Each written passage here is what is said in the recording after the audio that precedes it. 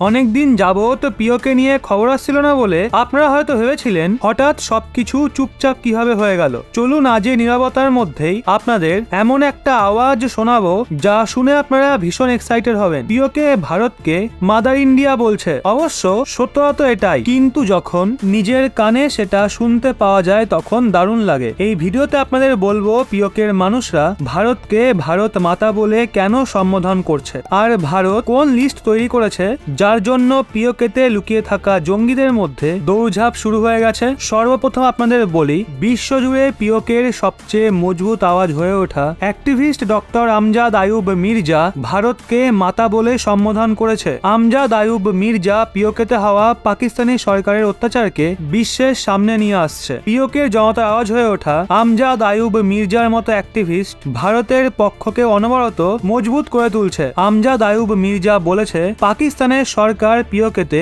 বেআইনিভাবে জনগণনা করছে। এই বেআইনি জনগণনার দরুন পিওকের মানুষদের পাকিস্তানি নাগরিক বলে লিস্টে সামিল করা হচ্ছে, যেখানে পিওকে একটা ডিসপুটেড এলাকা, আর এখানে এভাবে জনগণনা করানো যায় না। এর জন্য পিওকের মানুষরা বলছে তারা যত দ্রুত সম্ভব ভারত মাতার সঙ্গে যুক্ত হতে চায়।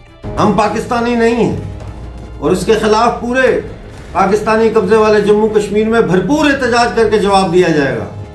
हमें वो बनाया जा रहा है जो हम नहीं हैं।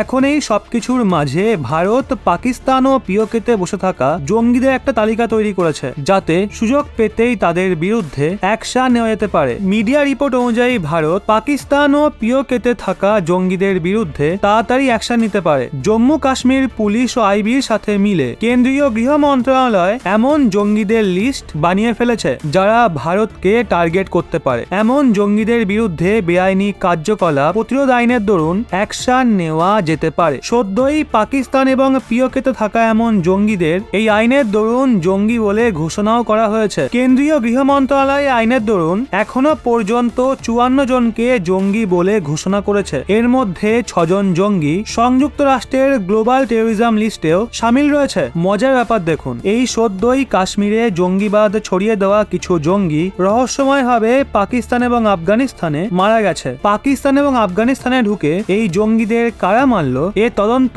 পাকিস্তানকেই করতে দিন, আমাদের এতে আর কি যায় আসে। তবে যাই হোক, ভারতকে ভারত মাতা বলে সম্বোধন করার বিষয়টা নিয়ে আপনাদের কি মতামত নিচে কমেন্টে অবশ্যই জানান।